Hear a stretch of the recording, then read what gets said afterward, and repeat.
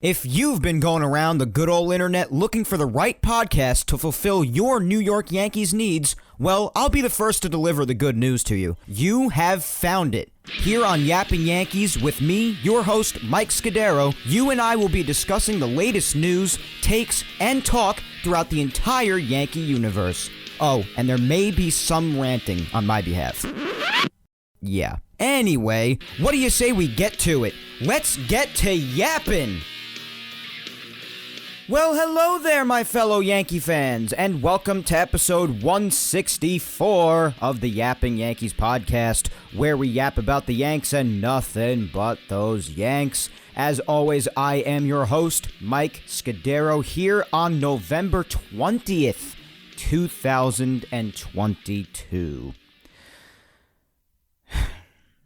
I feel like at the start of every single episode in the offseason, all I do is just look out my window and instantly get depressed because I'm recording at around 5 o'clock in the evening right now, and it is pitch dark outside. I know it probably gets a bit repetitive at this point because I feel like I start out almost every off-season episode just talking about how the winter makes me depressed and it's always dark early and this and that, but what can I say? The window's right in front of me. It's staring me right in the freaking face. So it's always the first thing that I just look up at. It's the first thing I notice. It's like, holy crap. Where is the sun? Good news is, it's almost the end of November already. So then in about a month from now, we'll start the uptrend. After the 21st of December, little by little, the sun will start to stay out a little later. And yeah, we won't see any difference till February or so. But hey, gotta start somewhere, right? But it's so annoying when it's dark already. It's only 5 o'clock. At least last week I was recording at like 7 at night, I think. So it was already dark for a couple hours. So while it still upset me, it wasn't as upsetting. But I'm only recording at 5 right now. It's 5 o'clock. I hate it. I hate it so much. But hey, Thanksgiving's coming up. That's wild, isn't it? This Thursday will be Thanksgiving on the 24th. Which also reminds me that I want to repeat the announcement I've been giving you guys for a couple of weeks now, just so you're aware. Today is the final episode before Thanksgiving, because I won't be talking until after Thanksgiving. And after this episode starts that every other week thing that I was telling you about for my off-season plans for Yapping Yankees this winter. So after today, that begins. So next Sunday, Thanksgiving weekend, I will not be coming on here to give you another episode of Yapping Yankees, but I'll be back the following Sunday. I believe that is on the, let me see real quick, December 4th. So that'll be on the 4th. I'll return with another episode, then I'll be off on the 11th. I'll be back on the 18th, and then the 25th for Christmas, of course, and then the following Sunday is New Year's Day. I won't be putting out episodes either of those weekends because those are some of the biggest, that is the biggest festive time of the year for me, guys, because Christmas is my favorite holiday, then you got New Year's, and then 2 days after that's my friggin' birthday. It's a cramped time for celebration. The most cramped time of the year for me every year. So I like to take those couple of weeks to relax every year usually. And like I said last week, I did do an episode on my birthday. I think it was a year or two ago. I don't even remember. But that was fun, but most years I've taken it to just kick my feet up and relax because I think, quite frankly, I've freaking earned that. But either way, just a reminder, since it's so close, as soon as next Sunday there will be no new episode of Yapping Yankees, but I will be back at you on the 4th, and at that point, unless something major happens, obviously, I'll be coming at you every other week until spring training starts. But also, not being able to believe that Thanksgiving's already this Thursday, but even just announcing what episode it is. Episode 164. We're now on the back end heading up to 200. We're well past 150 at this point. In 2 weeks, I'll be coming at you with the 165th episode. My God. You want to talk about time flying? Good Lord. But how about we get right into it, guys, because a lot actually happened this past week. A lot of exciting off-season action. Now, I talk sometimes about how some off-season weeks, there'll be little to nothing that happens. Things will inevitably slow down at one point. But this past week was not one of those. A lot happened. The Yankees did already make a move that has a lot of people feeling good when it comes to the future as well, with a certain someone else. But even when you just look at it in itself, a great start to the offseason. It's what needed to happen, and it's step one of hopefully turning things around with this freaking team. Because, my God, I can't do another season of disappointment, man. And I know a lot of people in opposing fan bases probably want to punch me right in between the eyes when I say that. Oh, you're a Yankee fan. You have no idea what pain is. These last few years have been frustrating, guys. I don't know what else to tell you. We are spoiled. What can I tell you? I mean, you know what? My generation really isn't, because I wasn't old enough. I was alive for most of the 90s dynasty. I was alive when 98, 99, 2000 happened, and I saw the 2009 championship, but that championship was the only one that I saw. I was too young for 98, 99, 2000. I wasn't alive for 96. 96 happened like a month and a half before I was born, 2 months before I was born. I was born in January 97. So, you know what? People like me, I've only seen one championship, but some people haven't even gotten to see that. I understand that. But I haven't really been spoiled with championships. If you want to count 98, 99, 2000, because even though I wasn't old enough to understand, and I didn't even see it, if you want to count that, then fine, I guess I've seen 4. But if you only count what people were able to witness and properly understand and enjoy, then 2009 is all I've seen. And since then, the Yankees have not won even a single pennant. They've not made it past the American League, let alone winning a world championship. And then before 2009, I was only a fan for a couple years by then. I became a fan in like late 2007, when I was like 10 years old. So I really haven't been spoiled. 2007 was a disappointing year. 2008, they didn't even make the playoffs. Then 2009, they won. And since then, they haven't even won a pennant. Yeah, they've had constant winning seasons for decades now, and that's something to be appreciated. But I'm someone who, like Derek Jeter, our beloved former captain, I value championships. I value winning, accomplishing the ultimate goal. And if the Yankees come a little close to that at times, yeah, they've made it to the CS, but nowhere beyond that. Haven't made it out of their own league in nearly a decade and a half. So I really wouldn't even consider myself to be a spoiled Yankee fan. You could consider me spoiled in the sense of them having successful regular seasons. Yes, you can. But other than that, not really. I mean, that's not even just being irrational. That's the truth. But anyways, the reason I went on that whole tirade to begin with is because the first move they made this past week could be the first on a path to turning things in the right direction and maybe breaking that sort of mantra. You know what I mean? I'm not saying it will, because clearly the changes that I was looking for that would actually create true change within the front office are not happening. So with that not happening, I will always be at least a little skeptical with my confidence that I'm to have at any certain point. But it was certainly a good first move for the offseason, and we'll get to that in a bit. Also, there were just some moves as far as people being picked up on waivers and whatnot. There were results for the MVP race. We all know what they are, but we'll hit on that in a little bit. And there was also another signing that they made that had a lot of people upset, baffled, confused as to why the Yankees would do that. And if you know what exactly I'm talking about, then you're probably expecting me to blow an absolute freaking gasket later on when I talk about it. Well, you might be surprised on my take on it. So why don't you just stay tuned for that and see what in the heck it is that I could possibly be talking about. But we'll talk about all this stuff in news from this past week because, again, quite a bit happened. And then we do have the social media segment later on towards the end of the show, as per usual, having to do with the first move that they made this past week, the good first move that I mentioned, and also that possibly having to do with maybe a certain somebody else, like I mentioned at the start, and their chances of bringing somebody else back, that certain someone. I'm pretty sure you all have an idea as to who I'm talking about, or even the multiple parties and what I'm talking about. You all are pretty smart, I think. So we'll get to that later on, but first off, let's dive right in with the news, guys. Let's not waste any time. I want to talk about this stuff. A lot went down, and I'm happy with, most of it.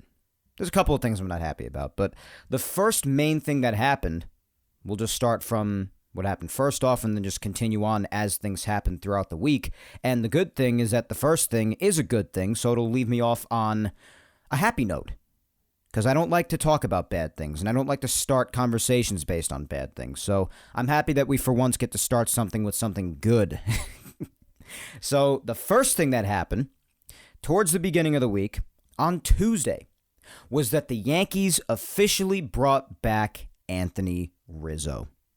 And I was thrilled to hear about this, even more thrilled when I heard about the contract. Again, everybody's like, oh, you shouldn't care about the money. It's mainly not your money. But listen, if you want to talk about it from a standpoint of what it could mean for the Yankees and any sort of financial room they may use to be able to sign other people, especially Aaron Judge. But anyways, some people might even say, oh, that's a bunch of crap because the Yankees can afford anything they want, and you wouldn't be wrong about that. But sometimes it's just good to talk about, okay? Just talk about it from a financial standpoint, too, for the hell of it sometimes. But even from a financial standpoint, I like this contract. And it's so much so to the point where I actually think Anthony Rizzo might have even deserved more after all he's provided for the Yankees, between the presence he is in the clubhouse, what he's continued to do offensively, even though a couple of offensive stats have decreased over the years, like batting average and whatnot. But he's so valuable everywhere else in every other offensive category, almost every single other offensive category, to the point where I could not care less about his batting average dipping into the 230s, 220s. I don't care. Everything else makes him so valuable. And his defense, I mean, he's invaluable when it comes to what he does as a Yankee, what he brings to the table in general as a player. And in my mind, he's just the epitome of what I imagine a Yankee being. He just is. So, with what he's provided for the last year and a half with this team, I'm kind of surprised that he didn't get more. But the contract is reportedly worth $34 million over the first 2 seasons, with a $17 million option and a $6 million buyout for 2025. So if that option for 2025 is picked up, then it'll be a 3-year deal. Otherwise, it's 2 years, $34 million is what it sounded like.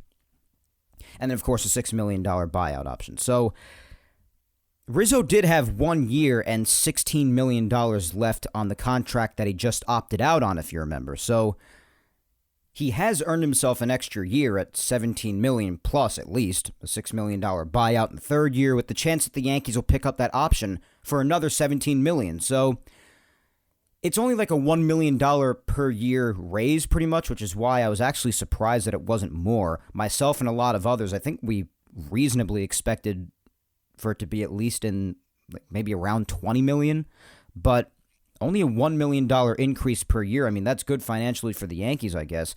And if Rizzo's satisfied with it, he has definitely expressed how much he loves being a Yankee, especially right after he signed this deal. He expressed it even more so. Then I guess it works for both sides. And Rizzo's back, which is what I wanted. So I'm happy all around with this. I don't see a downside to this. Even if after the first 2 years, then it doesn't work out the way the Yankees wanted it to, then they don't have to pick up the 3rd year. The $6 million buyout's there. So I don't really see a bad side to this. I really don't. I think Rizzo's invaluable. I want him here at first base. And I think this works out for the Yankees too. Leaves a lot of financial room open for this budget that the Yankees want to say they have. I mean, every team has a budget, but it's the Yankees as well. So, but I see it as good for both sides. I do not see a downside to this. I'm thrilled to have Anthony back. He is the first piece to making sure that this infield is as good as it can be, because we may very well see a lot of changes, as we've spoken about last week and the weeks before that, but especially last week when it comes to the rest of the infield. Literally every single other infield position could be different next year. And yeah, the Yankees and Cashman and anybody else, they've made comments like, oh, we're sticking with Donaldson, we like IKF, blah, blah, blah, blah, blah. They'll give you their crap, whatnot. But they're also commenting on the active roster and who's there as of now, and anything could happen. Nothing's set in stone. I hope that they don't stick with the certain things that they've said they'll stick with, like Donaldson. But anything could happen. And this infield could very well look very different come 2023. And I hope it does, with the exception of Rizzo. But every single time we spoke about who we want and where and who could possibly play somewhere and when for next year and the years going forward, I think the main piece that I and the rest of us all had there, the one constant, was Anthony Rizzo at first base. I'm pretty sure everybody, if not everybody, then almost everybody, was on that same page. And this is step one for that, and also step one for the Yankees overall. Because, like I said, when it comes to his value to this organization, he is invaluable. His presence, his defense, his offense, even as he heads towards his mid-30s, it's still all there. So I just think it's great to have him back for this team. I'm thrilled that he is returning. And I think it works out for both sides. I truly do. I'd like for anybody to see a negative in this because I don't. I mean, I could have my lack of confidence in this team in certain areas and certain factors, what have you, but there's really nothing negative with this to me. There really isn't, especially when it has to do with Anthony Rizzo. He's my freaking guy, man. And I like the money. I like the deal. I think it's fair. Anthony Rizzo obviously thought it was more than fair. He wants to be here, and he's great to have here. Everybody loves him. So, no downside to this for me, guys. None. The one thing that happened also on Tuesday that I wasn't too happy about was the fact that Steven Ridings, you may all remember him from his relief appearances a couple years back. I mean, he was killer.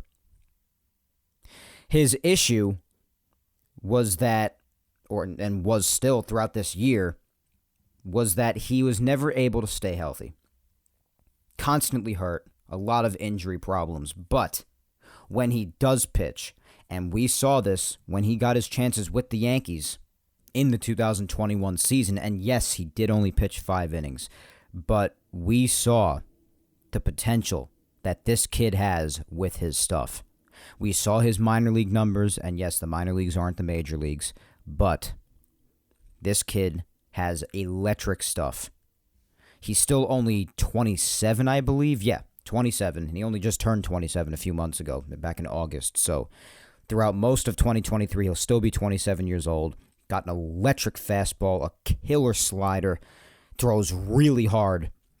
And I wish him, even though he's not here anymore, but regardless, also for the sake of the sport as well, I wish him nothing but good health, because having kids like this is what makes the game exciting, because this kid is fantastic. He's a terrific young talent. And I understand he's spent much of his young career injured, which always sucks to see with someone with so much talent like this at such a young age. But I was not happy that the Yankees let this kid go. I was not happy they put him on waivers, they allowed him to be claimed. I'm not happy about it. And he was claimed by the Mets of all teams. So if this kid does find a way to be healthy going forward and actually helps the Mets to make an impact, because they do need help in their bullpen, if he becomes a bigger arm in that bullpen, which, you know, some people may argue that the chances of that aren't good because of his injury issues, and fine, whatever. You may not blame the Yankees for letting him go because he's had so many injury problems. And that's your right to feel that way, I guess. But if it does end up working out and the Mets do get that help in the bullpen that they need with the assistance of such an electric arm like Steven Ridings, well, then I'll be the first to say that that will really suck to have to watch. That'll really suck. I enjoyed this kid in the times that I've gotten to see him pitch in the minors, and especially in those few innings that he got to pitch in the majors before getting injured. So I wasn't happy to see him go. I didn't make too big a fuss about it, but I'm not happy about it.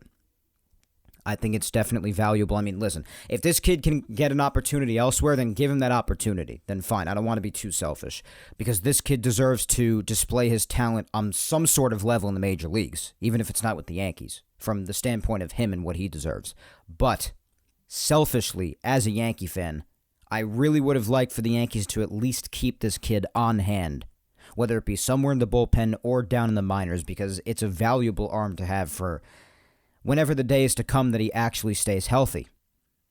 I mean, that's just the selfish point of view, but the selfless point of view, well, what I just said a minute ago. So, I guess I understand from his perspective, but from the Yankee perspective and selfishly, I'm not happy about it, especially considering the fact that it's by the crosstown rival. So, not too thrilled about that, but hey, What are you going to do? Well, I guess I'll go a little bit out of order here because we're on the subject of people being claimed off waivers. But the Yankees did not just allow one of their guys to be claimed off waivers, but they claimed themselves somebody else off of waivers from the Pittsburgh Pirates. And it comes in the form of right-handed pitcher Junior Fernandez. Now, I don't know what kind of impact this kid could or will ever make with the Yankees' big league club, but I did a little research on him because I didn't know too much about him, admittedly so. I don't think much of anybody else really did either. He doesn't have too much major league experience, but in the games that he has pitched, he has been up since 2019, so he's only been up a few years. In 2019, he pitched to a 5.40 ERA. He appeared in 13 games. And basically the general consensus of what I've seen is that he does tend to strike out a lot of guys, but he also walks a lot of guys and gives up a lot of hits. This is the general thing I've seen throughout his seasons. 2020, he only appeared in 3 games, had an 18 ERA. In 3 innings, gave up 6 earned runs. Yeah, not too great, but it's a small sample size. 2021, a 5.66 ERA. Appeared in 18 games, and in 20 2/3 innings, gave up 25 hits, 15 walks. That's not good.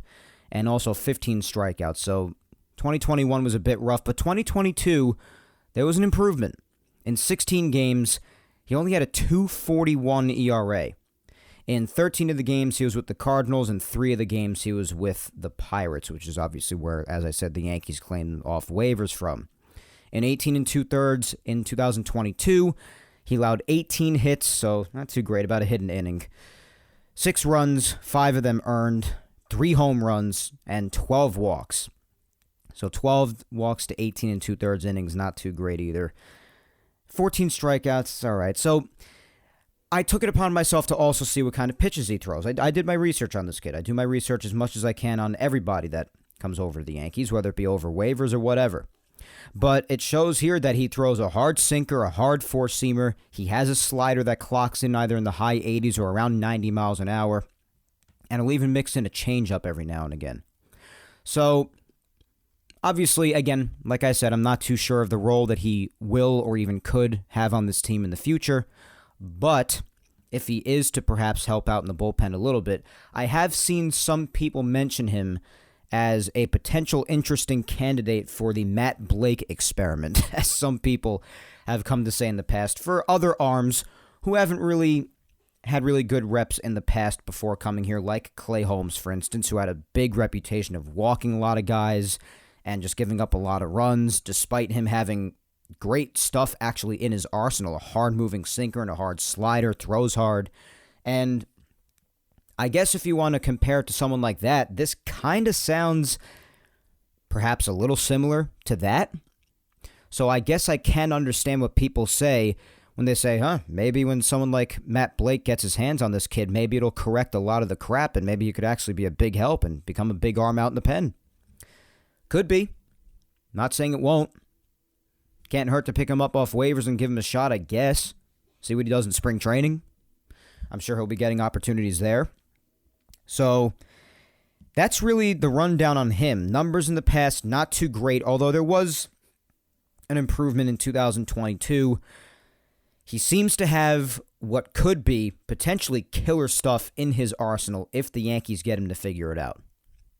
Another guy who had a tough time with killer stuff in his arsenal at first before they figured him out was Jonathan Loáisiga. Remember years ago when he was really, really wild and the Yankees were like, Yankee fans were like, oh my God, if the Yankees get this kid under control and actually have him control and get command of these pitches, and he could be lethal. And guess what? Even though he's had his health problems, Jonathan Loáisiga has become lethal. And even though Clay Holmes had the vast struggles that he did in the second half, in the first half he was a top reliever in the sport. And even when the Yankees got him at the deadline in 2021, he immediately started showing improvement when he came over to the Yankees then, too.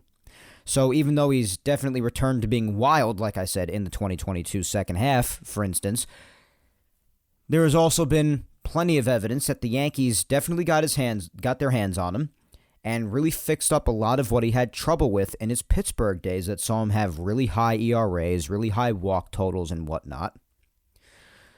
So maybe the same could happen when it comes to a kid like Junior Fernandez. So a lot of comparisons there, and that's instantly where my mind went to when I saw that he has trouble with his pitches a lot of the time, but he has a lot of hard throwing and sharply moving stuff. I was like, well, it could be potentially another Clay Holmes find, or maybe another Jonathan Loaisiga, especially fine. Loaisiga especially is my boy. I hate that he's had health problems, but he's got a hell of an arm. And Fernandez, by the time spring training comes around, will just be turning 26 as well. It's actually crazy. He's a couple of months younger than me. That's insane. My birthday is January 3rd, 97. His is March 2nd, 97. So he's a couple of months younger. That's crazy. It really is wild when you're watching baseball for years, and then you realize that the kids coming up are starting to be younger than you. Like, you've passed that threshold. It's creepy. So we'll see what comes of Junior Fernandez, if anything, when it comes to him being picked up off waivers, claimed off waivers by the Yankees. And if he could end up being another gem in the future. If the Yankees can help him figure out his stuff, we shall see. But that was the stuff that happened this past week when it came to stuff off of waivers. As far as other things happening, there's one thing that you may be expecting me to be absolutely outraged about, like I said before, and this is pretty interesting, but I'm not that outraged about it. I'll explain that in a second because I'm going to get to that next. And then the final thing is something that, of course, I was a little nervous about because I don't trust voters, and that should really give away what it is. But I was still confident that would happen, and I was overjoyed when it did, but we'll talk about that after. But first up, the one thing that I want to mention, especially on the subject before, like we were talking about when it came to the infield, with Rizzo coming back and the potential other changes that we've spoken about that we could see in the other positions throughout the infield, there was something else the Yankees did this past week. It had me scratching my head for a little bit, but then upon thinking about it after about 5 seconds or so, I decided to be patient about it and not really flip out about it because this isn't really the end-all, be-all, and plenty can still happen when it comes to the rest of the winter. So the thing that happened was that the Yankees decided to give IKF a 1-year, $6 million deal before getting potentially non-tendered at the tendering deadline for tendering contracts. But obviously, they did this amidst this upcoming year in 2023 being the final season before he becomes an unrestricted free agent. So, you'd expect, after all that I've spoken about IKF, he's not a shortstop, blah, blah, blah. He is not even all that they made him up to be when it comes to offense, him constantly putting his bat on the ball and whatnot. Didn't even really turn out to be as much with that as they said it would be, which I also expressed concern about before the season started when the Minnesota trade was made, but that is neither here nor there. But anyways, a lot of people, like me if I wasn't being rational, flipped out about this. Nothing's going to change. It's going to be him at shortstop again with IKF being down at third base. We're going to get a repeat of 2022. This is a disaster. Everything's falling apart. Yeah, my mind went there for a split second. That, Cashman's still here. And even though less so at this because Cashman's really the one, again, like I said, that would create true change, him not being here anymore, but Boone's still here, and now even IKF's going to be here. They've expressed confidence in Donaldson. We're just going to see the same crap. But then I thought about it, and I reminded myself, listen, when they make those comments, they're talking about what they have right now, and they're not going to play their hand with certain things and whatnot. You know, their plans going forward. And also, when the Yankees have given certain guys a contract to avoid the tendering deadline, they haven't necessarily stuck with those guys in the past, as far as between when that contract is given and when spring training begins. A lot of the time, some guys will be tendered contracts, and they still won't be there come the spring. They'll be traded and whatnot. It happens. It happened with Gary Sanchez. Yankees tendered him a contract last winter. They traded him to Minnesota. It happens. So, for those people flipping out, my advice is what my thinking went to pretty much after this was announced. That I'm willing to be patient to see what their ultimate plan is. Like, what where they'll be when spring training actually comes around. Whether it's for him to ultimately be full-time again, particularly at shortstop in 2023, which at that point is when you can catch me playing in rush hour traffic. But it could also be for utility, even though $6 million is pretty expensive for a utility guy.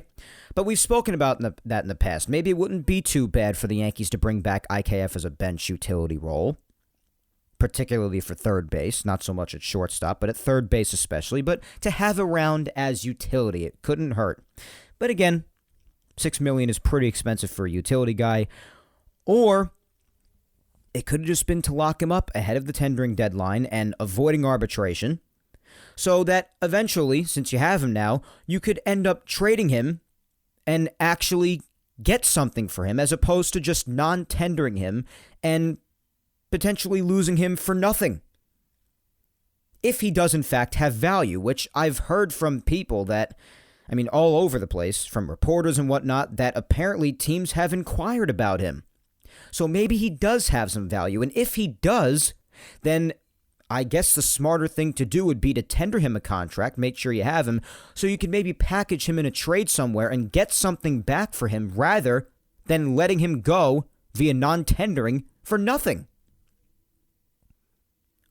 So if that is the case, then I'd be cool with it. I'm okay with this. It's whatever. If it's for that instance or him being back as utility, I'd rather get something than nothing. If that is their ultimate plan, I'm down for that. So, like I said before, I know a lot of people probably expected to just have me fry this organization from the inside out today over this contract signing from this past week with IKF, but there's plenty of offseason left to see what their ultimate plan with him is, and I guess I'll be patient with it. I'm electing to be patient. If you want to flip out about it and say that this is just a sign of things to come and things to repeat like we saw in 2022, same old crap, we're just going to get it all again, then fine. That's your prerogative. But I'm going to be patient. And then I guess if he is the full-time shortstop come 2023, especially with the continued better options out there or even within our very own organization, then at that point, I'll jump aboard with you and lose my mind. But for now in November, when things aren't as clear yet as far as what their plan is, I'll elect to go with patience, which is not really so much in my nature, but hey, when it comes to the Yankees and also just my everyday life, if I continue to go nuts over every little thing, I'm not going to be around much longer. So I got to pick my battles here to a certain degree. I'll be patient. We'll see what happens. So, depending on what their ultimate plan is, I may or may not be with you come spring training when it comes to flipping out over this. But we'll see what their ultimate plans are for IKF, the rest of the infield. We've spoken about the infield at length since the World Series ended, particularly last week with the episode title quite literally being The Infield. So we'll see what happens with it. That's the deal with IKF. It's a move they made this past week. We'll see what the future holds for him. And the final thing in Yankees news from this past week before we move on to the social media segment is something that, yes, we all expected to a certain degree, but our lack of trust, and rightfully so, because of the abysmal jobs that they've tended to do in years past, particularly involving Yankee players and Yankee candidates, had us Yankee fans a little nervous based on the MVP race for Aaron Judge between him and Shohei Ohtani. Because of the voters not doing right by the sport in the past, it did have some people, including myself, a bit on edge for these results. But this past week, just a few days ago, the MVP results, after everything else that has come out, Manager of the Year, Gold Gloves, Silver Slugger, Hank Aaron Award, everything. The MVP award results were given out just a few nights ago towards the end of the week, on Thursday, I believe it was. And they were milking this thing, man. They were milking it on MLB Network. I mean, between when they announced the National League MVP being Paul Goldschmidt and a big congratulations to him. Obviously, Goldie has come close for a long time to winning the MVP, but finally broke through with his first this year. Well-deserved. I'm very happy for him. But leading up to him, and then from him to the AL MVP announcement, oh my God, the filler content. Oh my God in heaven. Did they drag this out? Well, I'm going to do you a favor and not drag it out here because I don't want you to pull your hair out over my show. But the results came out via Giancarlo Stanton, mind you, which, listen, I love Giancarlo Stanton to death. If you know me, then you know that. But it's so funny watching it. The guy has like little to no personality. Like whenever he's on camera or talking to the analyst on MLB Network or making a big announcement. But honestly, it was a part of what made this segment so great. I'm not faulting him for it. I thought it was great. But Giancarlo Stanton on Live with MLB Network was the one to announce that Aaron Judge, our king, our everything, and now definitively our MVP, has won the American League MVP award, and deservedly so. Yes. Bring in the applause. Yes. It's deserved. It is deserved. So congratulations to Aaron Judge. The right decision was finally made by the voters. And I got to tell you, this debate, which shouldn't even be a debate, not saying this is a Yankee fan, this is objective. And I've said it for months now. This debate has been exhausting, though. Exhausting. I was so tired of the speculation and people who didn't want Judge as the MVP irrationally talking about how he doesn't deserve it even a little bit, and that Shohei, because of what he does, deserves to win it every single year. And listen, no one is shaming Shohei Ohtani. No one is belittling him. No one is downgrading what he's doing. No one is. But with the year that Aaron Judge had, offensively, defensively, the fact that he was the only reason that the Yankees even made the playoffs, because he was the only thing standing between them and utter collapse to the point where they wouldn't have won the division and possibly could have even missed out on a wild card spot. You never know. Could have happened. And he was really the main thing in the second half that stood between the Yankees and that potential disastrous scenario. When the Yankees were playing that very dangerous game, when they only came within a handful of games, a couple of games, of blowing what was once a 15-and-a-half game division lead. And you want to talk about a player having value to their team? Yeah, what Shohei did was great, offensively, pitching, everything. And when you think about it, it's kind of tough to measure that sort of a value to a team. It is. But the fact of the matter is, if you want to see the difference between team results with what one guy is doing, didn't make much of a difference. Because the Angels still stunk. Judge was the only thing standing between the Yankees and collapse. The only thing. He kept them afloat and then some. He had one of the better seasons we have ever seen. You could say the same thing for Shohei. But if you want to make an argument, oh, he pitches too. Well, Judge can't pitch, and that shouldn't be held against him. Because Shohei, yes, admittedly so, is an anomaly when it comes to baseball. But how about, you want to use the argument for defense? Judge played Gold Glove-esque defense in multiple positions in the outfield and did not make a single error all year. And this is without him far surpassing him offensively. Surpassing Ohtani. And I know, oh, it's a pitcher, but it's there. Look at the numbers.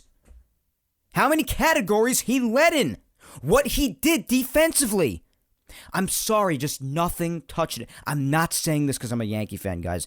I have openly admitted on countless forms of content, whether it be in my college radio days or right here on Yapping Yankees or on social media, Even if it was a player that I can't stand, if they factually deserved an award, I said that they do. So this is not bias speaking. I promise you, it's not. You crunch the numbers, you look at it, and yes, both were incredible. This was probably one of the more intense MVP races as far as the debate, the discussion on it, that I can remember. One of the more intense ones, if not the most intense. But Judge is the MVP, guys. Come on. All of the categories he led in. Being the first to do this ever, or being one of the only ones to do that ever, next to godly names like Babe Ruth, Mickey Mantle, or anybody else on any other team in history. I mean, come on. The stats just go on forever. The accolades go on forever. And it really helped what he did defensively as well. I will say that. Because if you want to even go outside of just hitting, then like I said, all the games in center field and all the games in right field in his primary position. And not an error. And all that he contributes, diving plays, gunning people down who stupidly run on him. Come on. Yeah, it might help that he plays for the Yankees a bit, but he also makes himself heard with the difference that he himself brings us. One man in a sport that is a team sport. In a sport where you can't just take one man and have it make all the difference in the world for an entire team like basketball, for instance. It doesn't work like that. But Judge managed to do that this past season. So, the Angels fanboys, those who live in California, they can continue to cry about this all they want, and trust me, the crying on social media by these people has been unending, and it's pretty sad, to be honest. As if someone completely undeserving won the award. You'd think that by seeing their reaction. But regardless, no matter what they want to say, this award deserved to be won by Aaron Judge this year. Sorry if you don't like it. But that's the way it was, and that's the way it is, and that's the way it always will be as we go forward. 2022 will always be remembered primarily as Aaron Judge's year. Might not be the same for him, and necessarily even me, because, Aaron Judge will be the first to tell you that the ultimate goal is to win it all, and they didn't do that, and he was definitely pissed off about that, as he has a right to be. And yeah, he didn't really perform much in the playoffs at all, and he has the right to be pissed off at himself for that as well. I wasn't too thrilled about it, but that didn't make me be like, oh, don't bring him back, or he doesn't deserve this MVP, because not only does he still deserve the MVP, but the MVP is solely based on the regular season. Postseason doesn't count. So there's that argument too. But as far as the regular season, as far as whose year it was, it'll always go down in history as 2022 being one of the best seasons anybody's ever seen ever. It'll be Aaron Judge's year. A once-in-a-lifetime season. That's just it. And he deserved the MVP for it. Whether you like it or not, he deserved it. I had Boston Red Sox fans, friends of mine or not, going all over social media saying, you know what, Shohei, what he did was remarkable. And it was. Nobody's denying it. Again. But Judge is the MVP. Even they were saying this. So you know what? This isn't just me. And like I said, this is not bias talking. All the evidence is there. All of it. And you know what? Credit to Ohtani too, though, because it took someone like Judge having a season like this for somebody even compete with what he's doing. So that does provide evidence for the fact of what Ohtani has done, the fact of how incredible it is. It does provide evidence for that as well. But Judge's season was just so... It was too much. Too much for anybody to ignore. And it's obvious because even these voters who have been accused of having anti-Yankee bias, and rightfully so in the past, for a number of awards, but even they voted in overwhelming fashion for the deserving candidate in Aaron Judge. 28 first-place votes Almost unanimous. Almost. And some people, especially in opposing fan bases, may find this harsh, but it should have been that way. It's the way it should have been. So it went down exactly as I hoped it would and exactly how it deserved to be honest. It really did. So, like I said, quite a bit happened this past week. It was a mix of good and bad for me, but a lot of good. A lot of good, especially with Judge and Rizzo. And who knows what could happen with Junior Fernandez over there. Not too thrilled about the IKF and Steven Ridings news, but as far as IKF, I don't really go too nuts with that because, as I said, anything could happen going forward. That doesn't mean that they might still not trade him and whatnot. There could be a lot of other things that happen despite this contract signing so that he wouldn't be non-tendered. So we'll see what happens going forward with that. But like I said, even given the possibility of being able to now package him in a potential deal for somebody else that could really help improve this team, that would end up being something good as well. That would be something really good that comes out of this. So that could end up being something good and adding to the other stuff that's already good from this past week. So, but the main things, of course, being Judge and Rizzo. Rizzo returning, Judge winning MVP.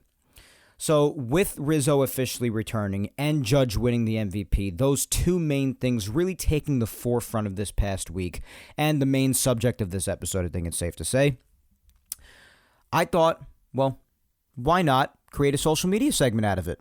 And maybe even a poll, which I haven't done in quite some time. I mostly tend to do questions to you or have you guys do a Q&A where you ask me the questions and I answer them. So why not do a poll this time, I ask myself, considering it's not as popular on Yapping Yankees as it was in the past, as of this past year. So I did do a poll having to do with Judge and Rizzo. Because quite frankly, another thing that a lot of people were quick to bring up right after the Rizzo signing was announced, and I think I mentioned briefly myself as well before, and my thought process kind of went there right after as well, is what does this potentially mean for the Yankees bringing Judge back? Does this play a part in it? Does it help sweeten things up and tempt Judge to come back more, considering we have heard and seen for months now how close Judge and Rizzo have gotten as friends? Could this potentially help? So, I thought it was a good idea to make a poll out of that, because that has been a big topic of discussion when it comes to Rizzo coming back. Now, I said Rizzo coming back in itself is great enough to keep me happy, but this conversation and discussion does also exist. So, in a week where those two names were really the forefront of discussion, I thought to put a poll out about it. Now, the poll question officially is, did Anthony Rizzo's re-signing help to increase your confidence, perhaps even more so than it already was, that Judge will be back with the Yankees? And of course, to vote and give your thoughts below. I'll give the voting results away first and foremost because it seems like the last few times I have done polls on the social media segments, I tend to get right into giving my input on the question and then get right to your replies right away and then forget to give the results to the poll, which is the entire reason for it being a poll in the first place and not just a regular question. So let me get the results right out of the way. Hundreds of people voted on this, so decent sample size, hundreds and hundreds. And the two choices, of course, being yes or no as to whether or not your confidence was increased with Judge's chances of returning after Anthony Rizzo has officially re-signed with the Yankees. And in a landslide, the choice of yes amongst hundreds and hundreds of people was victorious by earning 82% of the vote against the remaining 18% voting for the choice of no. So a lot of people's confidence was evidently increased by Rizzo's re-signing. So that's cool to see. Me personally, you guys know that for months now, while I've acknowledged, of course, because it's always a possibility no matter how slim or great it is, but I've always acknowledged that Judge could leave. He could. A lot of people always talk about, he's going to go to the highest bidder. Yeah, it could very well be true. I'm not going to argue with that. And he could leave. There's a chance. There's always a chance. Who knows? We don't know what's going on in his mind. We don't know what's going on between him and the Yankees right now, and we have been told in reports as of this past week that the Yankees have made at least one offer to him. Details have not been revealed, and discussions otherwise between the two, of course, have not been revealed as well. But just going based off of what we know and what we speculate, right? That's the nature of most things. But despite me acknowledging that possibility and accepting that, of course, I, for months now, as you know, have been confident that Judge ultimately will return. He will sign a deal here, and he will remain a Yankee for the rest of his life. That's just been me. Call it blind optimism if you want, if you're a big believer in him leaving and the Yankees lowballing him, which, I mean, could happen. I wouldn't put it past the Yankees. But I just think the two are going to find a way to figure it out, whether it be the Yankees actually offering him something that he deserves. They'll figure out a way to make sure he's back here. I've always been confident in that, so I didn't really need a confidence booster, per se. But I guess it helped increase my confidence a little bit. I mean, at the end of the day, it's a business. We know this. Like I said, he could go to the highest bidder, very well could. If the Yankees lowball him enough, there is a possibility he could leave. I've acknowledged this. But also, not only just in baseball, but in all of sports, there is a factor that exists and is valid, and that's called team chemistry. And having guys on the team that you're close to, having good relations in the clubhouse, these things matter too. And we've heard on and seen it with our own eyes on camera during games, how close Judge and Rizzo have gotten. So with all of that being said, it does help me in some sort of a way to feel a bit more confident, but I didn't really even need that much of a confidence booster because I've stuck by my statement in firmly believing that Judge will be back. I believe that he will be remaining a Yankee. So I didn't necessarily need Anthony Rizzo re-signing here as a confidence booster, but I don't think it hurts at all either. I definitely don't. I think it could help at least a little bit. It helps to have people on a team that like you and respect you and are close to you. That helps. Those factors exist. So I would say it increases my confidence a little, I guess, but it doesn't do anything crazy because my confidence in him being back here was already there. It's been there for months now. And although friendships and team chemistry is certainly a valid factor, and again, not only just baseball, but in all of sports, it is a business in the end of the day. So we'll obviously see what happens. But my confidence was always there. And, this didn't really even have to do much. I didn't really need this for my confidence, but it certainly can't hurt his chances of returning. That's for sure. If nothing else, it certainly can't hurt. And it's a good first step, even just for the Yankees themselves, as I've said also. All right, let's get to your replies. Let's read some, and then we'll put a bow on this episode before Thanksgiving this Thursday. First up, we have, let's see, at NYSS Official, saying 100%.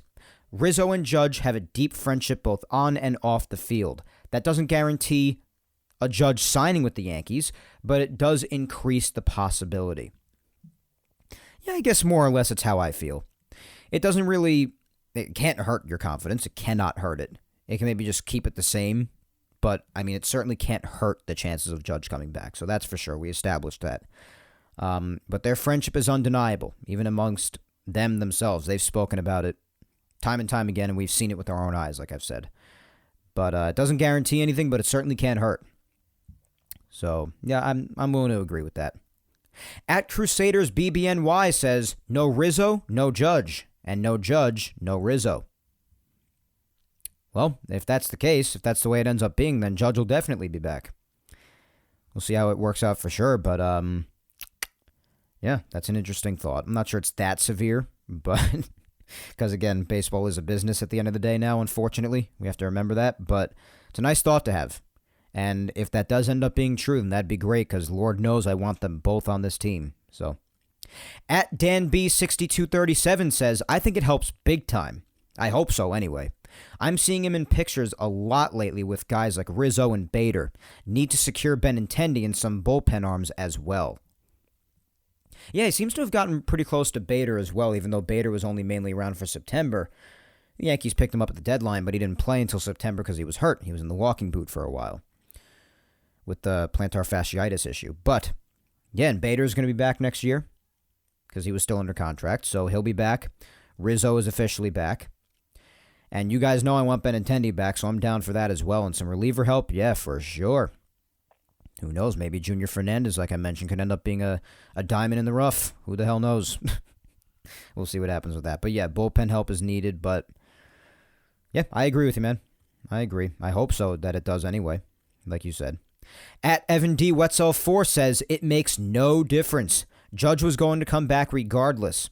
They take the best deal, and that has nothing to do with friends.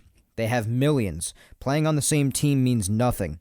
Judge had his gala, and Voit, Wade, and other past Yankees were there as his friend. Well, yeah, I wouldn't... I would agree with maybe it doesn't make like the biggest difference in the world, but to say it makes no difference, I don't necessarily agree with that. Yeah, they have millions and it's a business. I've acknowledged that side of it as well. I understand. And he's had his friends on the team for sure. But I wouldn't say it means nothing. I don't agree with that. I think it means something. It maybe help a little bit, but it's just about your confidence. And hey, if you're confident that he'll be back anyway, then fine. Then that's valid. If it doesn't do anything to help you and you're just confident the whole time, then fine. I even said that I didn't really even need this re-signing of Anthony Rizzo to really help out my confidence, because my confidence was always there as well, but it certainly helped it a little bit, and it certainly didn't hurt it. That's for sure. It can't hurt it. But I think it can certainly help to have people on the team that you like, that you enjoy playing with. Team chemistry, like I said, is a thing, not just in baseball, but everywhere. So I don't agree that it means nothing, but I also understand that your confidence was already there before, and you didn't really need this to boost it at all. That's valid, I guess. But don't jinx it, saying that Judge was going to come back regardless. Not official yet. I'm confident too, but it's not official yet. Don't jinx nothing. I'm not really into jinxes, but when it comes to this, I want to be as careful as possible because I love Judge that much. So, all right, my good friend James at Rebirth Chaos 09 says, it only helps because him and Judge are close. I think he comes back, but Judge will look at other offers as he should. But in the end, Judge wants to be here, and the Yankees want him here. Right all around, man. He will look at other offers. He deserves to look at other offers. He should test the free agent market for sure. Definitely should. Definitely helps. Can't hurt. And I think it's obvious both sides want this reunion to take place. But, or this continued partnership, I could call it, I guess. But, got to get it done first. Got to get it done. Spencer at Musician DMD says, signing Rizzo is great free agency and it's business. While they may be friends and see the upside of playing together, it won't stop Judge from looking for the best deal that will make him happiest. Free agency is very unpredictable. Even Max Scherzer remarked to Joel Sherman and John Heyman that he never planned to sign with the Mets until he sat with the Mets. Looking for clues and signs is understandable, but really there's no way of knowing where or when Judge will sign. I wouldn't read anything into his recent New York-held All Rise fundraiser. Just gotta wait and see. Well, yeah, definitely. Listen, I totally agree with that. I acknowledged all aspects of that, for sure. You never know what's going on. We don't know what's going on in his mind. We don't know what he's being offered by anybody else, at least as of yet. We don't even know of the offer that we've been told that the Yankees gave to him so far. We don't know what it is specifically, and we don't know of discussions between the two. All we know is that they've told each other they want this to continue. Their partnership, their allegiance, they want it to continue, but we don't know much else beyond that. So, yeah, you're definitely right. It's unpredictable. Anything can happen.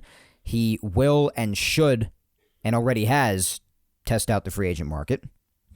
So, I'll agree with that. I don't want to look too much into anything. And yeah, like you said, this is what I said before too. Rizzo in itself is just a great move. When it comes to what it could mean for Judge, yeah, it's basically what I said, as far as my confidence at least. That certainly can hurt. Helps a little bit. My confidence is there already. It's unpredictable because it is free agency still, but we'll just have to wait and see what happens. You're right. Next, we've got at Yanks Off SZN, so Yanks Off Season, short for that. Says, Judge's big thing is wanting to be part of a winning team. The faces and names in New York are more than enough to warrant sticking around. I think he just wants to know that the front office is serious. I wouldn't be surprised in 20 years if he says in an interview that he never planned on leaving. That's kind of what's going on with Jeter right now. Even when he said he butted heads with Cashman and he didn't necessarily agree with their approach during their talks, and they made things public that Jeter didn't want public. Jeter even said that at that point, he said, listen, I'm not even talking to anybody else. This is where I want to be. So many years after the fact. So that could happen with Judge. Yeah, it could. And we've already seen, spoken about till the cows come home, how many similarities we've seen between Judge and Jeter. So that could very well happen. But yeah, Judge is definitely, again, also like Jeter, and fans like myself as well, they just talk about wanting this team to win. They want to win. They're winners. Even if the end result every year isn't winning, they want to win, and they try to do everything they can to ensure that. But yeah, I think the front office being serious is is a big thing, and their seriousness will be definitely also seen or not seen in the offers they make to them. Offer or offers, depending on how many come across. But you're right. You are right. I tend to agree with that. At Savage Yanks says, given how close the two are, you have to assume there is some kind of influence in Judge's return.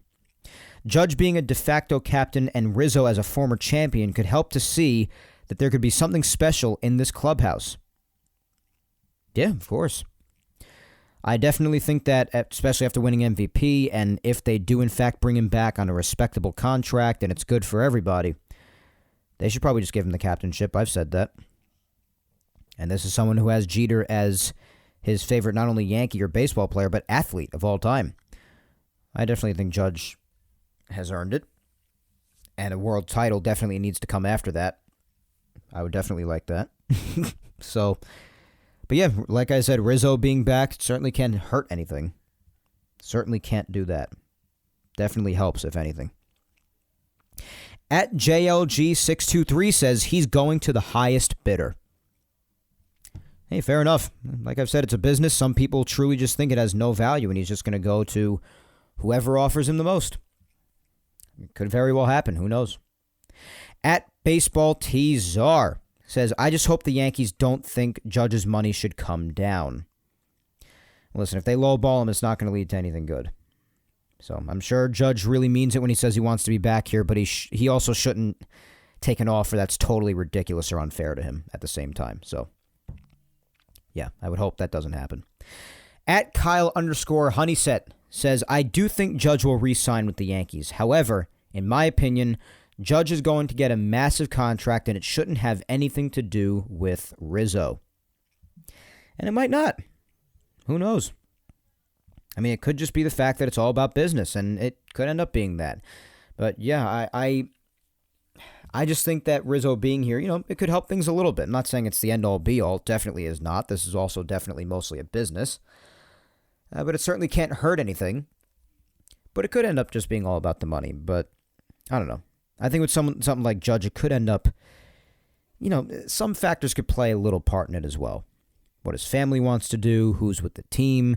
Like the other person said before, how seriously he takes the front office. That could definitely be a big factor. Obviously, he wants to win.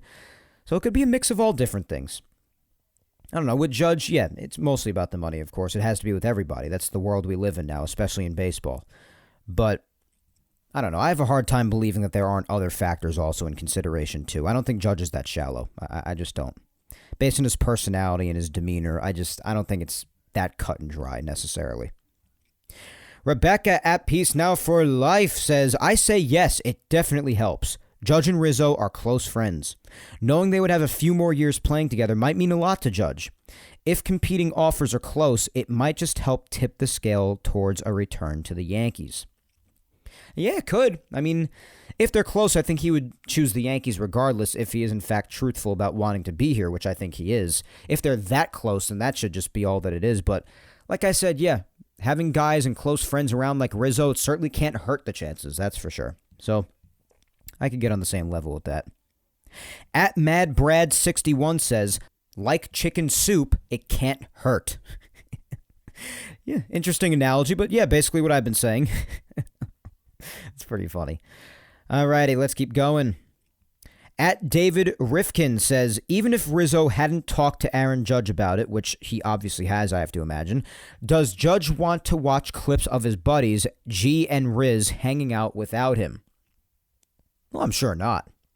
But if he's winning elsewhere and he's making the money he deserves, that'll certainly help soften the blow, I imagine. But yeah, I see what you're saying. He really likes guys like G, of course, Giancarlo being, in case anybody doesn't know who G is. I mean, if you're a Yankee fan, you should. But, yeah, can't imagine that would be pleasant for him to watch, especially if it's them winning without him. Alrighty, next we have at Valeria_Strega saying they both like New York, and New York would be empty without them. There would certainly be a couple of voids to fill, that's for sure. Fortunately, we don't have to think about that with Rizzo, at least, since he's officially re-signed. But, yeah. Without them both, that would be a reality that I don't much care to be a part of. That's for sure. Tina at Mountain Gal 456 is next, and she says, I wouldn't rule it out. They have a close relationship, but putting that aside, I think that Judge would see that as a solid move by the Yankees because Rizzo is such an important piece for them. He's a winner, and he proved that in the playoffs and knows what it's like to win a World Series. Yes, absolutely. Like I've said, Rizzo is invaluable for all those reasons and even more that I've mentioned. And definitely, I love that you mentioned that. Proved that he is a winner, especially in the playoffs. Not only having won a championship, which is obviously that's the biggest one, but if you think back to the 2022 playoffs where so much of the offense just dropped dead in front of our very eyes, who were the two hitters that were mainly just the only ones doing much of anything? Harrison Bader, Anthony Rizzo. Bader and Rizzo were the best hitters in the playoffs. So that's meaningful, too, for those people saying, oh, they need more bats, they need more pitchers, they need people who can help in the playoffs. Rizzo will help you in the playoffs. He was born for October. This guy's won a championship. He was a part of the Cubs breaking one of the biggest curses of all time in sports history. And look at how he continues to do in October as of this past postseason, even just about a month ago. So, yeah, I agree, Tina, with everything that you said. You wouldn't rule it out. Relationships matter, and how important Rizzo is to the team, absolutely. And if it brings him closer to winning, you know Judge is going to be in favor of that. At Laura_Icemont, my friend Laura says, yes, it did. I feel that Judge is going to return regardless of what happens. He is meant to be a Yankee. Yeah, certainly can't hurt, and my confidence has always been there as well, Laura. Definitely. At Steve Zim 16 says no because he wasn't leaving anyway. Well, there you have it. I ultimately agree with that, as you know, because the main reason why I say that I didn't really need this in order to increase any sort of confidence is because my confidence has always been there. So I definitely agree with you on that. But I guess I say yes, it did at least a little bit for myself personally. It was because it certainly can't hurt anything. So definitely just makes you feel good if nothing else because, again, of course, the signing of Rizzo in itself is a good move. So I guess ultimately I agree, even though it does help me a little bit. Alrighty, let's do maybe just a couple more. Let's see here. Scrolling through. So many replies. You guys are just the best every week. Week in and week out. Let's go with at Javien114 next, simply saying yes. Alright, so it did increase your confidence. Alright. Next up, let's go with my good friend at Blockhead4Real saying no. It's just tens of millions of dollars that are no longer available. IKF just took another $6 million. I've crunched the numbers, and the best Howland Cash can offer is 3 years at $1.75 million per. Oh my God. I love and appreciate my good friends from other fan bases who just charismatically troll myself and all my good Yankee fan friends. Blockhead is a Red Sox fan, a good friend of mine. Block, I always get a kick out of the replies like this. And hey, making fun of the Yankees for their budget crap and restraints in the past, meanwhile spending money in other areas that really don't benefit them at all or maybe even hurt them. This is a valid troll, man.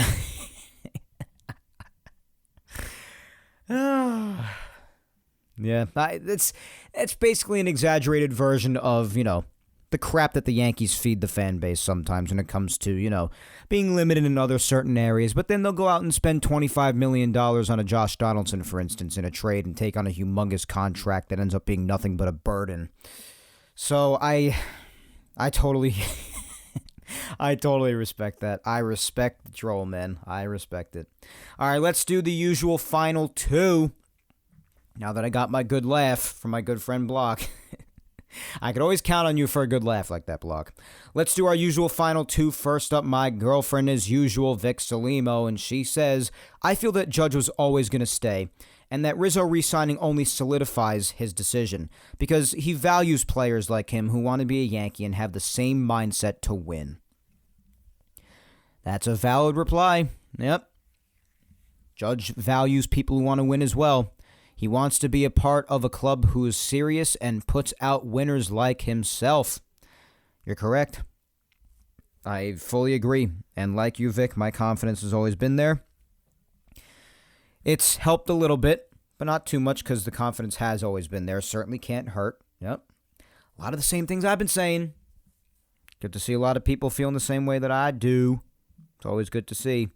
All right, last but not least, as always, up next is my mom, Julia Gina Scudero, and she says, I actually feel much better now that Rizzo signed back with the Yankees. I know he and Judge are very close. I also hope there's a Jeter in Judge that remains loyal to the Yankees the rest of his career. If only the front office were better in knowing how to secure a winning team overall, leaving out some of their choices for team members, hoping Judge stays. The Yankee organization better do all they can to secure the one man everyone wants. Well, you'd be surprised, Mom. There were actually a couple of people saying, just let him walk, which I remarkably disagree with, obviously. But there are those people out there. But yes, most people want him back. I think that's safe to say. I think the loyalty's there, but the Yankees also can't be absolutely obnoxious and just outrageously lowball him, because that's not cool either. So they're going to have to pay up. No doubt about that. But yeah, it also will depend on how serious they are in putting a winning team around him, because he can't do it all by himself, obviously. If he could, then they would have won this year at the year that he had. But we'll see how serious they are when the offers are made public, which I assume they will be at one point, you have to imagine. And you do hope that any other choices that they make as far as the rest of the team around him are good ones, because we know that there are a lot of decisions made in recent history that we very much agree with. Decisions that we've spoken about ad nauseum on this show. So, yeah, I think the general consensus remains the same amongst everybody, guys. I think it's safe to say, but whether it does or not, which this week, again, it seems like it does, I do have to thank you, as always, for all of your replies, and even in this instance with the poll, your votes. Got a ton of them this time, a ton of replies. Whether I got to you or not, I appreciate the hell out of you. Just keep on replying each and every week, guys, that I put out a social media segment. I always love doing it. I love hearing people's thoughts. Since I can't take any calls on the show, this is the next best thing. I love social media interacting, being able to hear thoughts based on replies or votes or whatever. And also being able to answer questions on the weeks that we do Q&A. It's all a good time regardless. But with that being said, after another discussion-filled off-season episode, my friends, that is all for episode 164 of Yapping Yankees for this week. Remember, if you don't already, to follow me on all socials, guys. Facebook fan page, Mike Scudero NY. My Twitter, at Mike Scudero. And Instagram, Mike Scuds97. Be sure to subscribe to Yapping Yankees on all 4 of the platforms it's available on if you don't already. Those 4 are YouTube, Apple, Spotify, and SoundCloud. Show your love across all of them, like you already do such a great job at doing. And if you've missed any past episodes of Yapping Yankees, then you can listen to episodes 34 up to episode 164 today at least on YouTube. And for every single Yapping Yankees episode, going all the way back to episode 1, all the way up to today's, 3.5 years later, you can find all of them on Apple, Spotify, and SoundCloud. Once again, though, As always, my friends, thank you 3,000 for listening to me yap today. I have been your host, Mike Scudero, and I will talk to you in 2 Sundays. Again, next week we're taking off for Thanksgiving weekend and starting that every other week thing, the bi-weekly Yapping Yankees episodes for this offseason. So I will talk to you in 2 Sundays on December 4th when I come at you with episode 165 of Yapping Yankees. But until then, guys, hang in there, be patient, stay safe, look out for your loved ones. Have a happy Thanksgiving on Thursday. I hope you all have a nice, relaxing, and safe Thanksgiving and Thanksgiving weekend. Enjoy your family, enjoy the food, the whole deal. Hopefully I have off from work the whole weekend. I'll be doing a little bit of work throughout the weekend because that's what my job mandates, but fortunately I'll be doing it all from home. But I will still definitely find plenty of time for relaxation and enjoying my time with my family, and I hope you are able to do the same. But otherwise, again, have a happy Thanksgiving, everybody. Have a good next 2 weeks until I talk to you again on the 4th. Take care.